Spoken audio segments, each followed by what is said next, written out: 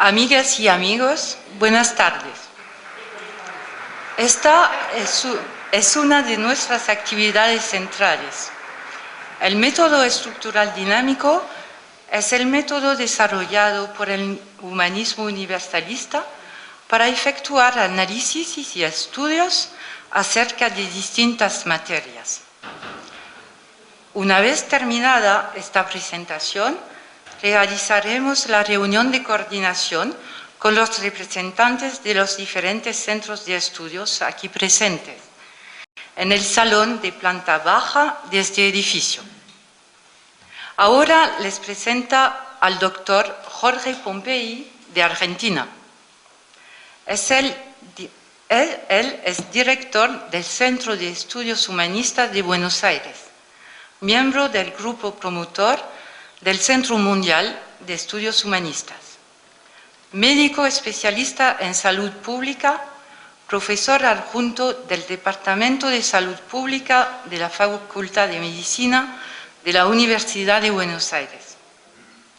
Ha trabajado ampliamente tanto en la formación de profesionales de la salud como en el asesoramiento de investigadores en metodología de la investigación científica, dando además conferencias y cursos en diferentes países de América y Europa.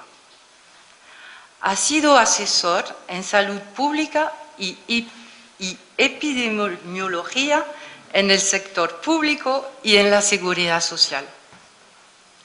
Participa desde la década de los años 70 en el movimiento humanista fundado por Mario Rodríguez Cobos, Silo, donde, entre otras actividades, ha formado parte de distintos grupos de estudio sobre los planteos de esta corriente de pensamiento.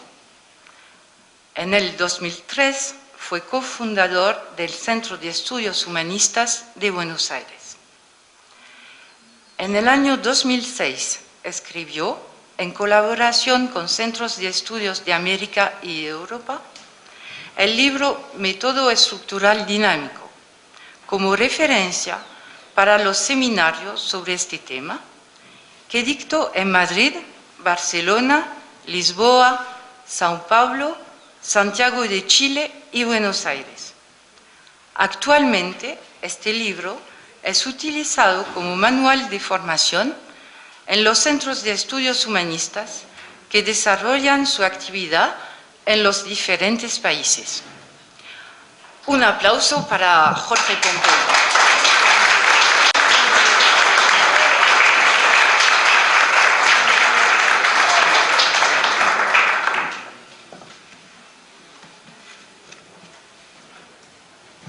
Bueno, buenas tardes. Muchas gracias. Bueno, como sabemos que ya estamos bastante avanzados en el día de hoy, que ha sido un día intenso y que mañana nos espera un día tan o más intenso que hoy, vamos a tratar de comprimir un poco estas explicaciones que, como comprenderán, a veces son un tanto extensas y a veces un tanto complejas, como para poder en 20 minutos aproximadamente dar una idea breve respecto a este tema que para nosotros es tan interesante y tan importante como el método estructural dinámico que acabamos de escuchar, vamos a desarrollar. Acerca entonces del método estructural dinámico. Cuando hace algunos años comenzamos en diferentes lugares a organizar los centros de estudio que convergen en el actual simposio, muchos fueron los temas que interesaron a los diferentes equipos de trabajo.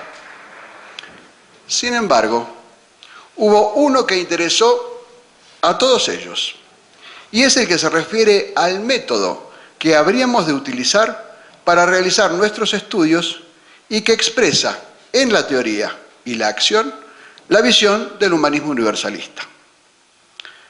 Todos los grandes sistemas de pensamiento en la filosofía y la ciencia, han desarrollado métodos de trabajo que les son característicos. En filosofía, desde la mayéutica socrática, pasando por la dialéctica platónica, la lógica aristotélica, la escolástica de Tomás de Aquino, la duda metódica de Descartes, la crítica kantiana, la dialéctica hegeliana y marxista, y la fenomenología de Husserl.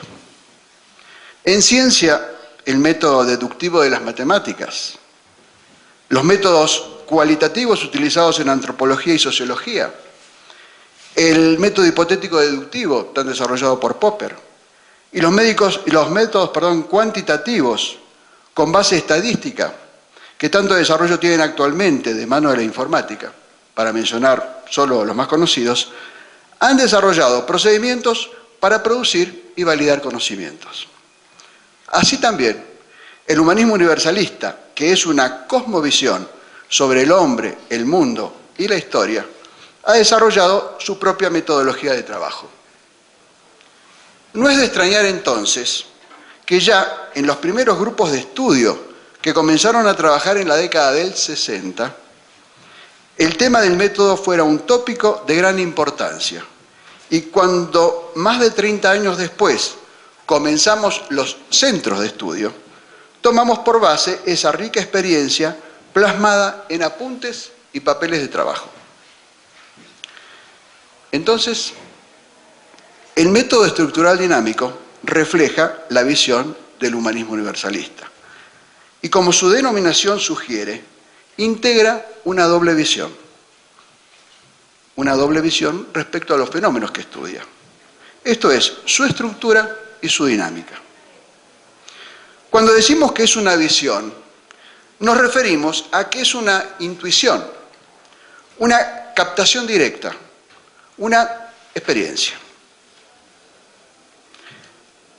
En este caso, la experiencia se refiere al captar la estructuralidad de la relación conciencia-mundo en permanente transformación.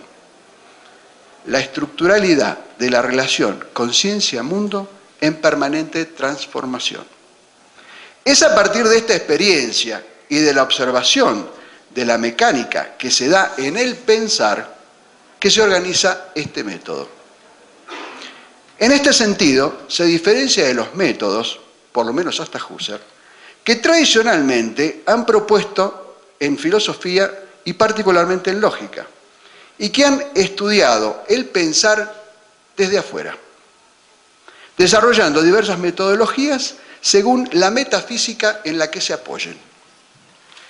Inversamente, el método estructural dinámico, más próximo a la descripción fenomenológica, parte de ubicarse dentro del mismo pensar, no buscando la interpretación, sino la descripción de la experiencia del pensar, y es desde la aprehensión de esta experiencia que elabora un sistema de procedimientos que facilitan los procesos de elaboración y comprensión propios del pensar coherente.